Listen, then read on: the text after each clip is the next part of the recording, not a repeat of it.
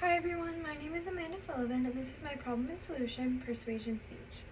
Think back to your school years. Would you have enjoyed K through 12 more if homework was optional or not assigned at all?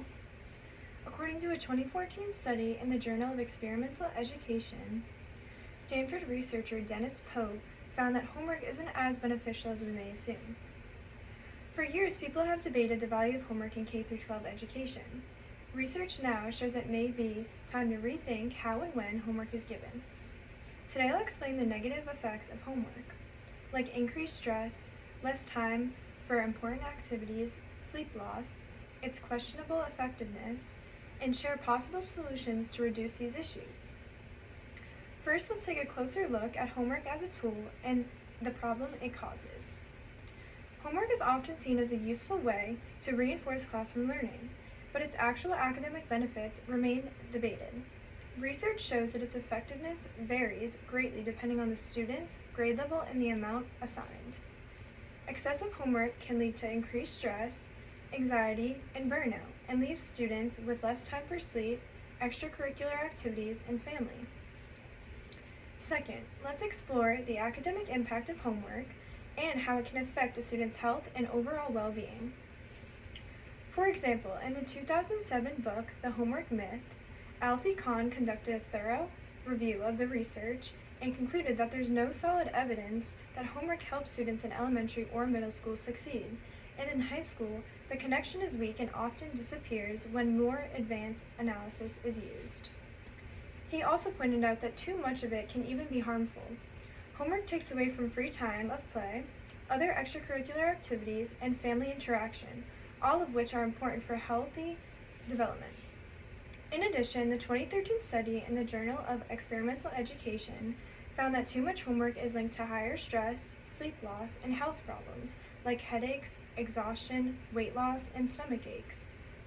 It also showed that students who spend too much time on homework often miss out on important skills and development. Many reported dropping activities, spending less time with family and friends, and giving up hobbies they enjoy.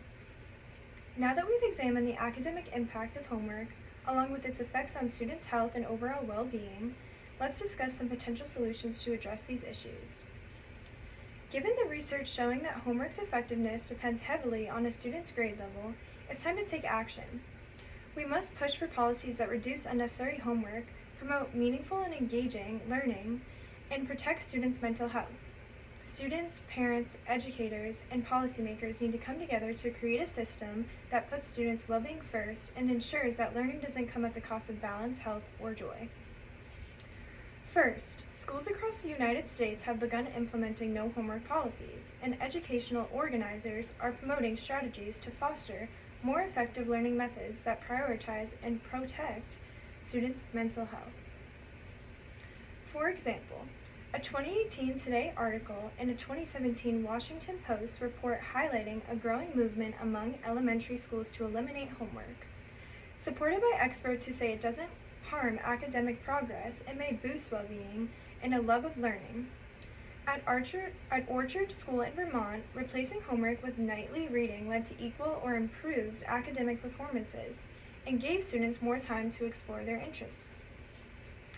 Furthermore, a 2018 NEA Today article highlights two high school teachers who saw significant benefits after eliminating homework.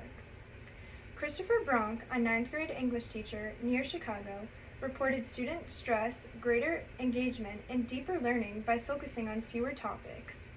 Similarly, Scott Anderson, a math teacher in Wisconsin, saw college math readiness jump from 30% to nearly 100% after adopting a homework policy. And finally, in alignment with this shift, a 2025 blog by the National Society of High School Scholars promoted alternative approaches to homework, such as project-based assignments, hands-on activities, and collaborative study sessions, noting that diverse methods can boost student engagement and support a range of learning styles. In conclusion, it's time to rethink homework, how often it's assigned, how much is given, and whether it's needed at all. Research shows that current homework practices often do more harm than good by increasing stress, reducing sleep, and taking time away from family, friends, and enjoyable activities.